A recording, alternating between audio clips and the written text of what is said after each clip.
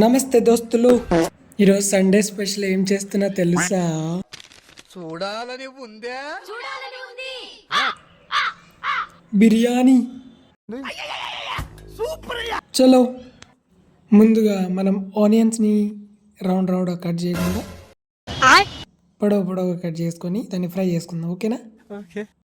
Biryani రెసిపీలో main important ఏంటంటే అది fried onions. అది ఎంత బాగా ఫ్రై అవుతుందో అంత బాగుంటుంది.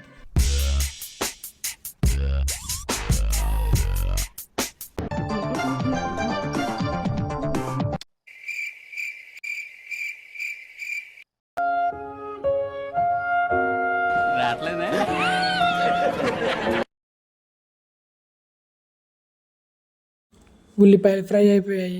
దాన్ని క్రంచిగా చేయాలంటే కొద్దిసేపు అలాగే ఎండబెట్టాలా. తో బయటికి వెళ్ళొద్దాం పదండి. ఓకే.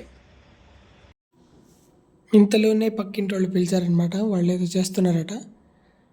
ఇది ఎల్లో కలర్లో కనిపిస్తుంది, అది మోటా రోటీ అంట, అది ముఠియా రోటీ అంట. సో అవి కూడా కడుపులో పడేసుకొని ఇంటికి వచ్చేసాను అనమాట.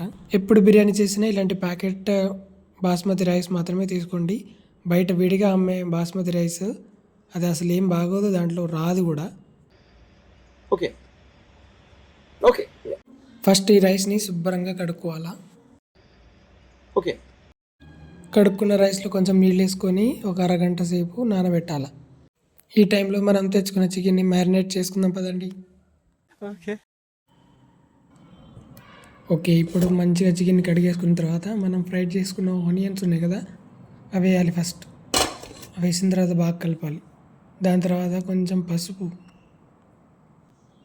వేసిన తర్వాత రుచికి తగినంత సాల్ట్,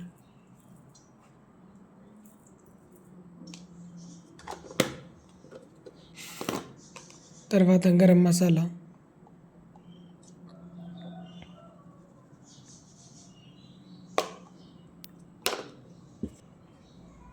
తర్వాత ధనియా పౌడర్. ఇప్పుడు మన లాస్ట్ ఇంగ్రీడియంట్ చిల్లీ పౌడర్. ఈ మసాలాలన్నీ మంచిగా మిక్స్ చేయాలన్నమాట చికెన్కి.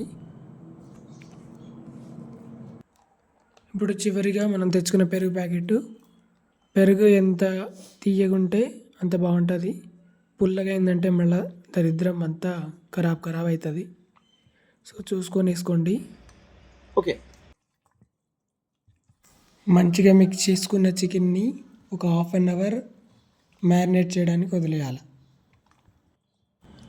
ఈ టైంలోనే మనం నానబెట్టుకున్న బియ్యాన్ని 70% ఉడికించాలి.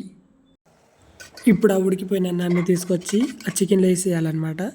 దాంతోపాటు ధనియా పత్తా, కసూరి మేతి, కొత్తిమీర ఇవన్నీ వేసాలన్నమాట.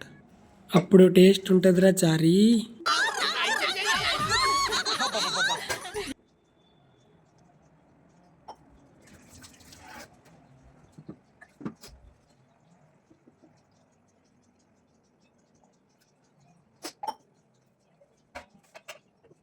ఇప్పుడు దీన్ని దమ్ చేయాలంటే దీని మీద ఒక రాయి పెట్టాలి కదా. నా దగ్గర రాయి లేదు, ఏం చేద్దాం. అందుకని ఒక చిన్న సట్టిలో నీళ్లు పోసుకొని దాని మీద పెట్టేసి చిటికలే.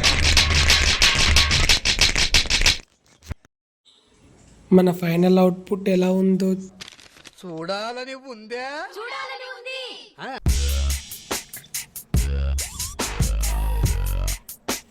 ఈ వీడియో మీకు నచ్చితే సబ్స్క్రైబ్ చేసుకోండి.